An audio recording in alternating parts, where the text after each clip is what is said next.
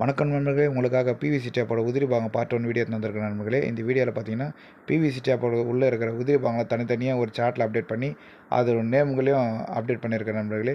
வாங்க நண்பர்களே, இப்போ வீடியோவில் போய் பார்க்கலாம். ஃபஸ்ட்டு பார்த்தீங்கன்னா கேப்பு, இன்சர்ட் கேப்புன்னு ஒன்று மேலே ரிமூவ் பண்ணியிருக்கிறேன். இது என்னென்னா ஸ்க்ரூ வந்து துருப்பிடியாக இருக்கிறது அந்த கேப் இருக்குது. அதுக்கப்புறம் பார்த்தா ஸ்க்ரூ ரிமூவ் பண்ணிடுறோம்.